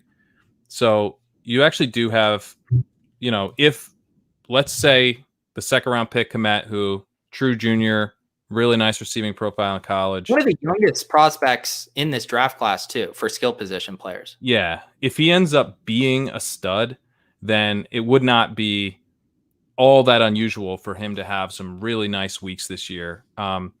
Evan Ingram broke out as a rookie. And then of course you had some really nice weeks by Rob Gronkowski and Jimmy Graham as rookies too. So it's he's not your tight end one. Yeah. Yeah, it was pretty gross there at the bottom. I mean, you really are closing your eyes on that. But in the similar way with the running backs, I mean, let's lean toward the black box of the rookie. That I mean, my thought on Pat and I talked about this back in Dynasty season with Komet is everyone was down on Komet because they didn't like the overall tight end class. But Komet was still a really good tight end prospect. The draft capital's there. There's not a huge, target competition in Chicago. So in a tight end premium, last pick, luxury pick, I don't mind it. The dream is he finishes the season strong and finds his way in my starting lineup down the stretch there. Yeah, exactly. Yeah. Okay, let's see this. Someone's saying homeboys watching the stream, Higbee, Vaughn, Jace, Vista. It did seem like there were some snipes there. Hey, what's his name here? Chandler, thanks for watching. Always appreciate your support on ship chasing. Let's do a recap of the team. I think he was watching the stream, dude, because most guys I think would go Higgins and then Visca on the way back, thinking Higgins would be more likely to go. You know what I mean? Yeah. Yeah. David, you'll be so upset to know I got sniped on Keyshawn Vaughn by one pick. You'll be so upset. Tell him that every time. Yeah. I think David. Oh no, yeah, he missed it. I did finally draft Keyshawn Vaughn on a stream, and he wasn't even there to see it happen live. Okay, let's do a final rundown of this team, and then Pat and I are gonna do some SC banners reviews. You guys have been sending in your iTunes reviews and some of your teams. So we're going to run through those and then we'll get on our merry way here. So Pat, the positional allocations that I ended up hitting here, we can scroll up. We got the 5 wide receiver start: Adams, Godwin, AJ Brown, Calvin Ridley, DJ Chark. If you're just tuning in, I was trying to select Tyreek Hill. I misclicked, click Chris Godwin. Mojo was nice enough to recommend I could have the commissioner roll it back. But again, we're talking about like 4 or 5 picks at ADP. So be it. We do finally, those of you who took the under 7.5 rounds for running back, you can cash that check. I took Cam Akers in the 6th. Tried to get one of Kyler, Watson, Russell to fall to me. He didn't, so I ended up double tapping tight end there, kind of envisioning this tight end run here. Definitely prefer Hawkinson in the 8th, then Jarwin, Herndon, Ebron, Irv in the 10th.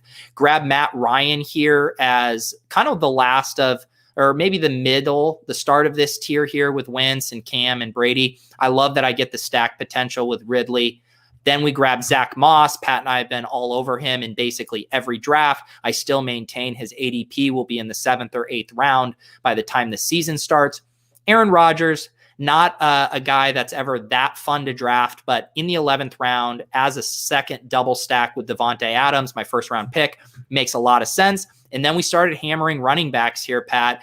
This is the 0 RB range. I love the diversity of the skill sets of these running backs, Boston Scott, A.J. Dillon, DeAndre Washington, Darrington Evans.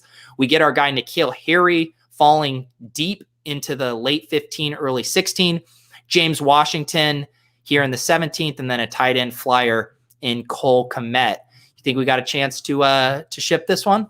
I do, and I love the running backs there with starting with Boston Scott. Really, I guess everyone after Akers, these 0 running back targets. You mentioned the diversity of the skill sets. That's true. I think that some of them are going to have more contingent value. Some of them are going to have more standalone value to start the season. But all of these guys do profile as pass catchers. Even A.J. Dillon had a strong yards per route run in college. He's a huge dude, so he's not like going to be this little scat back. But I think in the same way that, Ronald Jones been a pretty effective pass catcher, on screens. And you could see Dillon be involved in that way, get him rumbling down the sideline. So every one of these dudes could be involved on those receptions, which is really nice. I think it's nice to get the 0 running back targets who at least have a little bit of juice in the receiving game. Yeah. Yeah, so I like this team. We can check in real quick on Silva and Paulson. I liked what those guys did. Silva going all in on the Cowboys there, getting a high upside stack, some really nice values on Carry-On, Ayuk, and then he filled it out. He got a little cute at quarterback, but in this format, I don't think it'll necessarily burn him. Darwin Thompson late too. I missed that one. And then Paulson, we mentioned it earlier. I like his construction a lot. Getting that elite tight end, the 2, theoretical bell cow running backs, and then hammering wide receiver there for a while. Mm-hmm. I really like Paulson's draft. I think the only thing I didn't love was the handcuffing that backfield. And I guess Antonio Brown, though, in this kind of format that late isn't bad. Carlos Hyde in the 18th, not bad.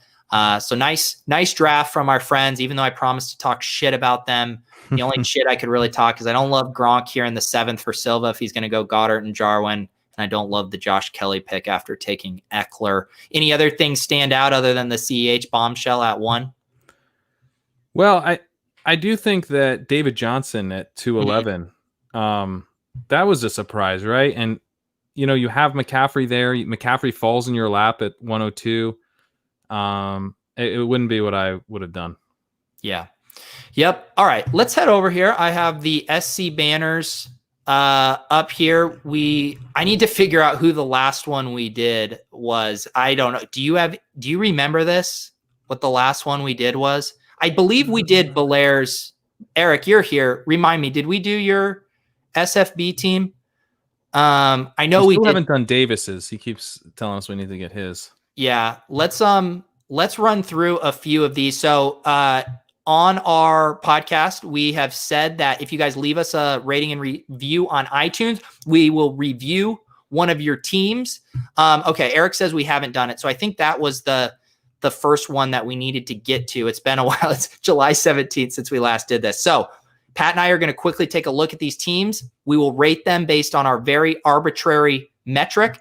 Pat, we got Eric Belair's SFB team right here. He was fortunate enough to draft from the 101 slot. Well, not fortunate. He probably requested it like the smart people did. Yeah. Yes. No, Harbs. We're going to get to yours here. Yeah. Let's not get into the game theory of selecting it. Man, SFB feels so long ago. I know, doesn't it? I like getting Kareem Hunt there at 6'12" as your second running back. Let's see. What kind of stacking did you do here?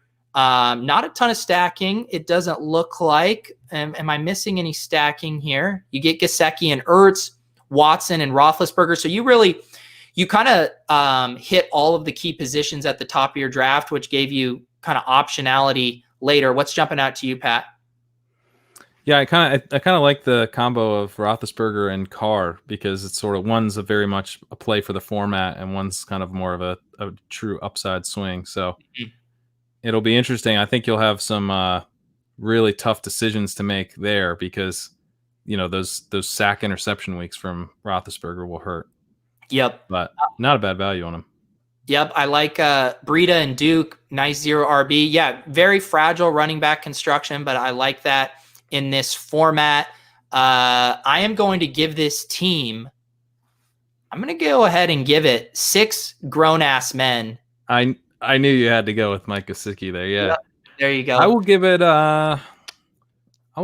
7 Kareem Hunts. There we go. There we go. Nice SFB team there, Eric.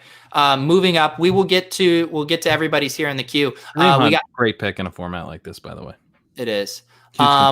We got Adam Blevin's team. This was a drafters best ball championship team here. It looks like it came in 3 screenshots, needs to charge his battery at 36%. So let's just try to piece this together. So we had Tannehill, Foles, and Garoppolo, so going late round quarterback. He's got Tariq, Chris Thompson, Kamara, Pollard, and Armstead, Moss, Edmonds, Ronald Jones. So this team looks very similar to our main event team, Pat, with early round at Kamara and then grabbing Moss and Rojo as your next kind of running backs. And then let's check his wide receivers. Will Fuller, A.J. Brown, Corey Davis. So he has the double stack with Tannehill, Lockett, Ayuk, Allen Robinson, and then Everett, Kittle, and Vance McDonald. I love this team. It's a great team. Kittle is a really nice little surprise here at the end. I was already liking the team before I saw that. And you got him stacked with Jimmy.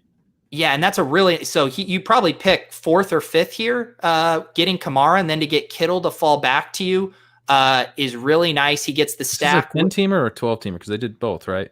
They did both. He would have to let us know. I am not sure. It's kind of hard to tell. Maybe based on the Kittle ADP, maybe it was a 10-teamer. He did get stacks in every which way. He has the Foles to Allen Robinson, and then he has the Garoppolo to Ayuk. So, checks a ton of boxes. Get the premium bell cow, the premium tight end, get those double stacks in there. I like this team. I'm going to go ahead and give it 19 Brandon Ayuk's. I'll give it 8 Ronald Joneses, but if it turns out to be a 10-team league, then I'm only giving it 6 Tony Pollards. Yeah, we got to adjust for league size here. I'm sorry, guys. We got Paul Bergeron here. This is another drafters best ball team. This is the 12-person championship here. So we got Stafford, Garoppolo, Bridgewater, Rojo, Le'Veon Bell, Dobbins, Zenner, and Justice Hill. Oh, no, I remember this one. So, okay. You're going to be like, this team is awful. It is. Paul will jump in my randomizer shows, and he'll draft off of the same prompts is the randomizer. And you'll notice here he took Ronald Jones, round 1, pick 6, because the randomizer came up and said we had to draft Ronald Jones with our first-round pick, and he sniped us on that one there. Pat, you just must love it. I love it. I love it. Oh, you know what? I mean, I just think this guy seems like a great dude. Got Ronald Jones in the first round. I'll give him 11 Ronald Joneses. You rock. I'm going to give him 10 Zach Zenners. I mean, I don't even know what that prompt was that got him on Zach Zenner, but I love it. Okay, let's go up here. We got Chris G, Delrod 7 over here in the chat. This is a Football Guys draft from the 2 slot. Let's see what we got here. Saquon Barkley, Julio, James Conner, Thielen, Chris Carson in the early 5th. Wow. Michael Gallup, Will Fuller, Hooper Pollard, Kirk in the 10th.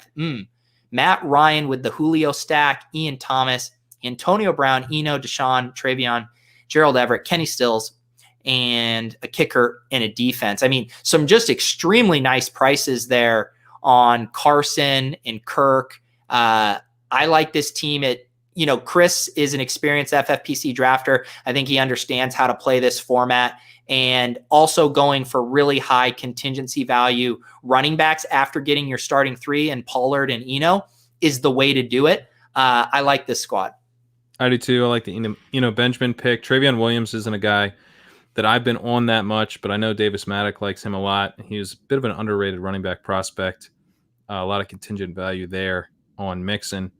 Great value on Carson. Not someone that I've really had a ton of this year, but he's like just below kind of my interest level. You know what I mean?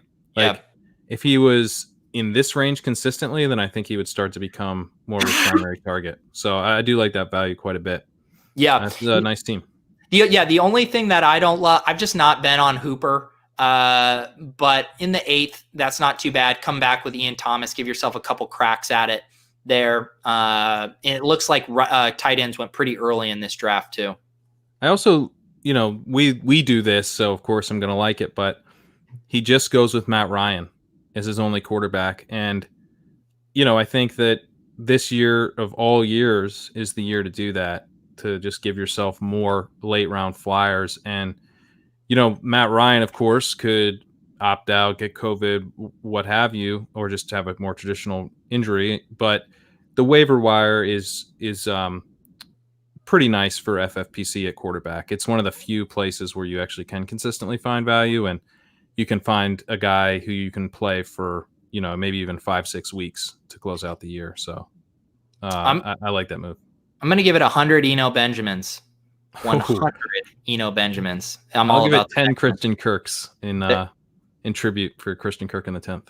Yep, the all Cardinals review. Nice squad, Chris. Let's see here. It looks like, Pat's been doing the Lord's work, retagging some of these with SC banners. I don't know if he submitted it yet. We're going chronologically. Davis is mad that we didn't review his. Did he send it in with banners way back when? Yeah, like way back when he sent it in with banners. I don't see it in the banners. Or maybe he DM'd us? I think he DM'd us. Sorry, Davis. I mean, Davis, you got to follow the rules, man. You can't get special treatment. Here's the thing. We'll preview. We're gonna do a Tri-Manage Football Guys team with Davis on Wednesday night. We got to get registered for that, but that will be a good time. That'll be a good time. So that's the team we can review. Oh, here is Josh's team. So this was a 12-person 550 best ball draft. Let's see here. We got Tannehill, Rodgers, Tyrod, Miles Sanders, Jacobs, Kareem Hunt, White, Madison, Evans, Snell, A.J. Brown, Cortland Sutton, John Brown, McCole Hardman, Lazard, Chenault, Funchess, Mark Andrews, Hunter Henry, Jay Sternberger. Pat, a lot of ship-chasing faves on this team. This is a nice. Yeah, I do like this. LaVisca just always makes any team so much better. Yeah, this team has probably the one extra running back that I would not normally have. I normally would convert the Josh Jacobs pick to, the Tyreek Hill, Chris Godwin, Julio Jones to pair with this wide receiver core. But otherwise, this is very similar to the teams I like to build. Yeah, Josh Jacobs is someone I'm a little nervous about not having any of because his skill set makes him a receiver. Like when he came out of college, you would think, okay, this guy is going to be involved as a receiver for sure, but can he really handle the load at the NFL level? Because he wasn't a workhorse in college. And then he ends up being this like 2-down workhorse guy and not really being involved in the receiving game. There's lots of reasons to be skeptical that will change because they re-sign Richard, they bring in Bowden. He may just kind of be limited in that role, but he is not limited to a non-receiving role. And if things somehow shift or we just have misread the situation and they actually do plan to use him as a receiver, which Munchak said they did before they drafted Bowden, then he could smash. So he's like one of the guys that it's going to be hard, but I do want to find ways to get a little bit more exposure to him, even though he's pretty expensive. And the other thing to check in on, he got a triple stack here. He has Tannehill to A.J. Brown. He has Rodgers to, of course, he did lose Funchess, but he still has Lazard and Sternberger in there. And he has, what was the other one? Tannehill to A.J. Brown. So some nice stacking there. I'm going to go ahead and give this team 9 out of 9 Benny Snells. I will give this team 7 A.J. Browns. There you go. Nice team, Josh. Wow. Did Eric leave 2 reviews? Are we giving him another team here? Eric, we're going to come back to this, but I need to know, did you earn this second review? We got Don here. Now, what is this? FFPC 1 quarterback dynasty format. Pat, you are more familiar with this format than me, so I am going to let you take the wheel on this dynasty team. FFPC 1 quarterback format. Okay, yeah. So in this format, you cut down to 14 players in the offseason, and it's FFPC tight end premium scoring. So it tends to be a little bit more stud heavy. So yeah, you got Mahomes. that's obviously pretty nice. As I just mentioned, it's going to be more stud focused. Eckler, Dobbins, Cohen, Zach Moss. That's a really nice one. Duke Johnson, Benjamin. And then you got A.J. Brown, CeeDee Lamb, Cortland Sutton, Tyler Lockett, Tyler Boyd, Mecole Hardman, which is a pretty nice stack to get with Mahomes in a dynasty league like this. Will Fuller, KJ Hamler, Curtis Samuel, and then Mark Andrews, Hunter Henry, David Njoku, and Asi. I like this squad. See, with this type of format, you're going to have to cut a lot of dudes. So I like taking big swings, like a Njoku and an Asi, I think makes sense because Njoku ends up being a pretty easy cut in the offseason if he doesn't end up on a different team. What's the cut down to, did you say? You have to cut down to 14 skill players. Wow, so he's got to cut 10 from this. 10? How many players does he got? 7 plus 9 receivers is 16 plus 4 tight ends is 20. So he has to cut down 6. My bad. Yeah, he's gonna have to cut down 6 players. Because you cut down.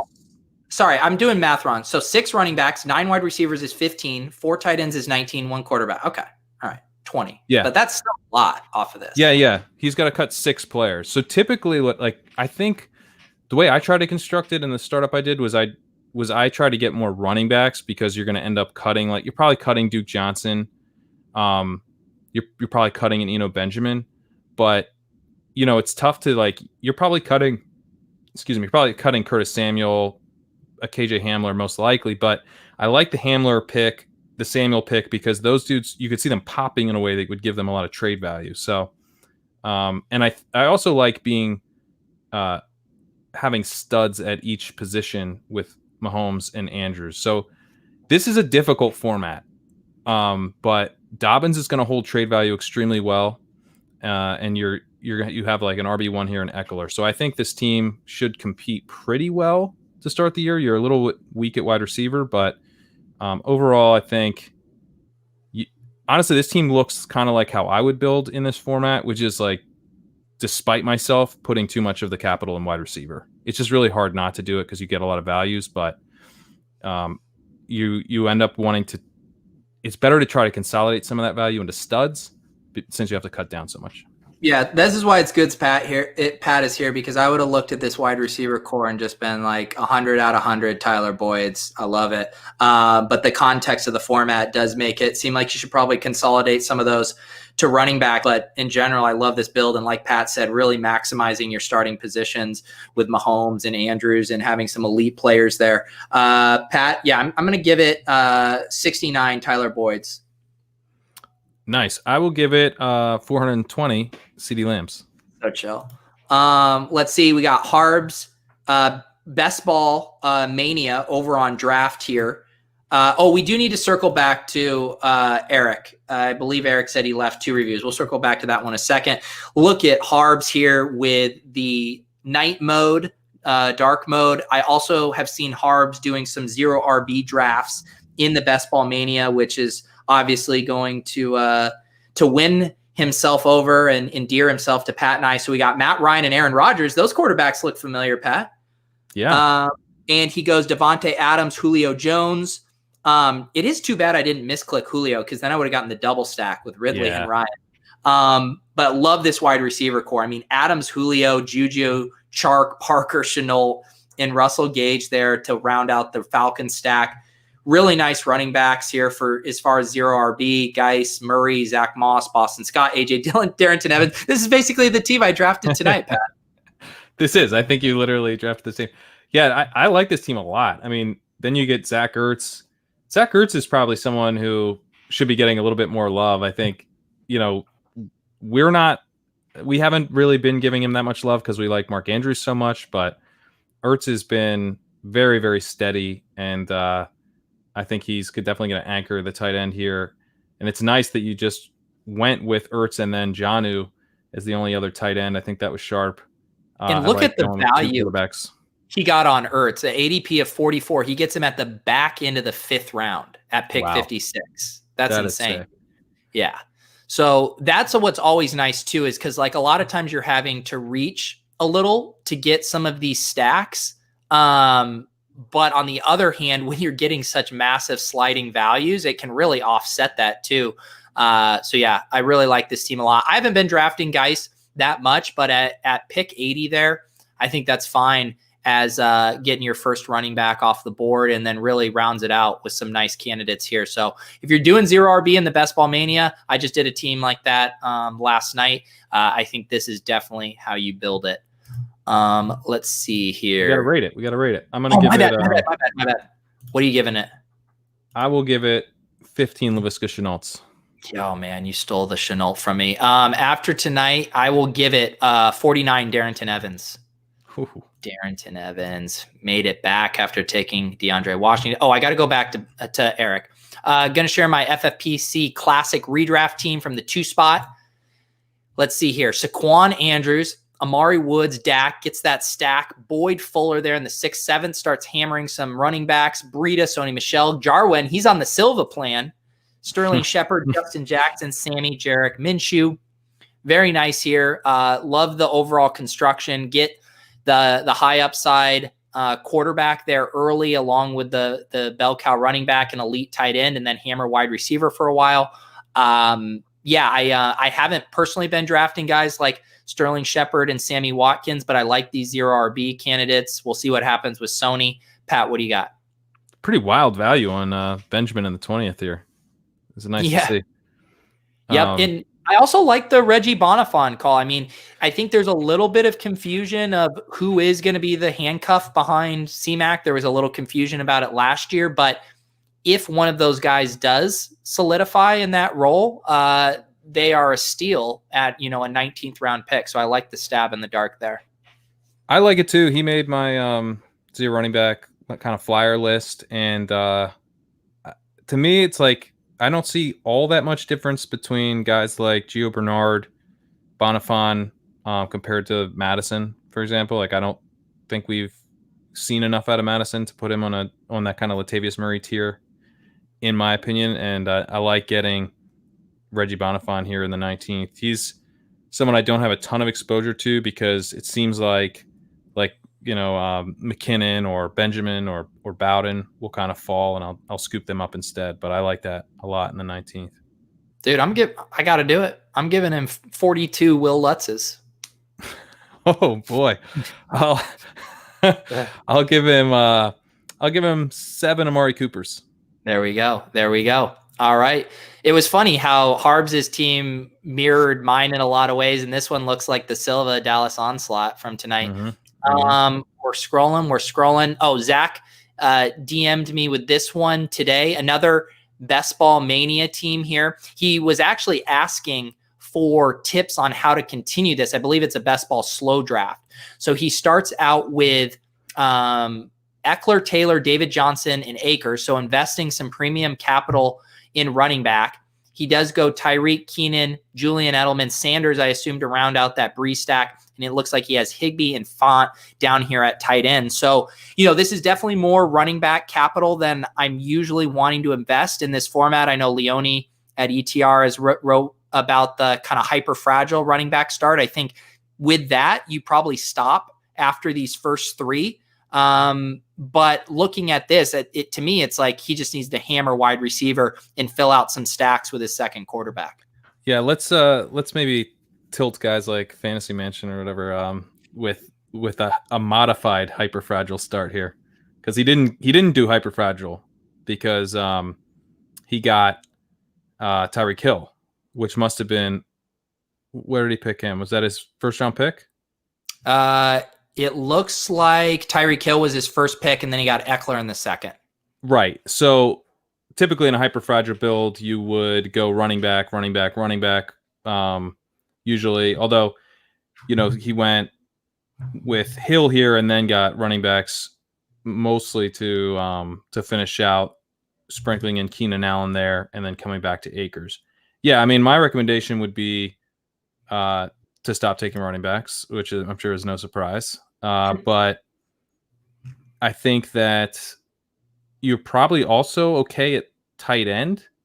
I think with the amount of work you probably need at receiver, I don't know. I think I might just make my bet on Higbee and Fant breaking out and then trying to take as many stabs at wide receiver as I could. What do you think, Pete? Yeah, I think I would. I'd be just hammering wide receiver here, and he does have some candidates for late quarterbacks. He can get Tyrod Taylor, he can get Cam. So yeah, I think this is perfectly acceptable. I wouldn't draft another running back though. Yeah, with this, and especially with Higbee and Fant here, I don't think he needs to draft another tight end either. So it's really getting one or two more quarterbacks and hammering wide receiver the rest of this way. Well, I think that was all of them. If you guys want to have your team reviewed, please put your screenshot of your review in your team along with the hashtag SC Banners on Twitter, and we will get to that. As we mentioned, we are going to be back Wednesday night with another live Football Guys draft with our pal Davis Maddock. Last time we did it with the RotoViz bros, pure magic unfolded. I'm looking forward to it on Wednesday. Any other housekeeping things I'm missing, Pat? Let's just make sure JGFC, whatever the hell his name is, isn't in this draft. I don't think I can handle another sniping. Yeah, that was tilting. So until Wednesday, guys, thanks for hanging out with us tonight. I apologize for not drafting Laviska Shenault. I promise Pat, Davis, and I will do our best to rectify that on Wednesday. Until then, this has been Ship Chasing.